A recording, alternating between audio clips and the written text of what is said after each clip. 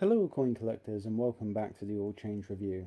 And while we're in the break between the Olympics and Paralympics, I thought this would be a good coin to keep us ticking over, as we have here the 2008 £2 coin to celebrate the 4th Olympics in London. So let's get the value out of the way first, as this is one of the rarer and harder £2 coins to find. So if you have this one in your collection, well done, as there were only 910,000 minted. And looking online at the last 5 sold from circulation, they went for an average of £3.35, which is around what I was expecting for these coins. But with that out of the way, let's look at the coin itself. And again, this one is listed as being designed by the Royal Mint engraving team. But also this time we sort of have a lead engraver of Thomas T. Doherty. And you can sort of just make out his initials down here at the start of this line.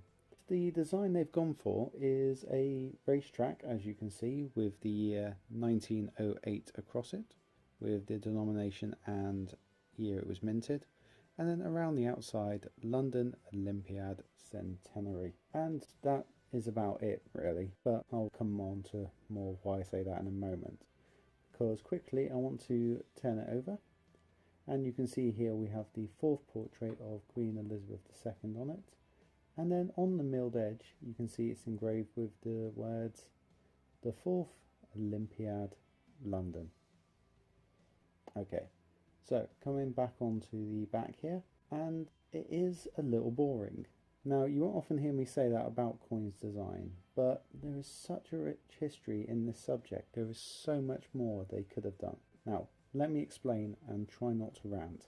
Originally, the Olympics in 1908 were meant to be held in Rome, but when Mount Vesuvius went off, destroying Naples and parts of the Italian infrastructure, it needed to be moved elsewhere. So they chose London, which luckily had recently built White City, which is now part of Hammersmith and Fulham, for a expo. They had countries from 22 nations taking part. And back then, like they do with the current Olympics, there were a lot of issues going on. But unlike the modern Olympics, the issues were more along the lines of each country had their own rules for certain sports, such as in the running, what was counted as interfering with another runner. So this was one of the first Olympics where they started to get the internationally recognised rules set up. And you also have to look at the sports that were involved as well. If you discount the Winter Olympics, which were included in these Olympics as well, which is also the reason why it lasted over 6 months, because they actually had to wait for winter, and you take out the sports such as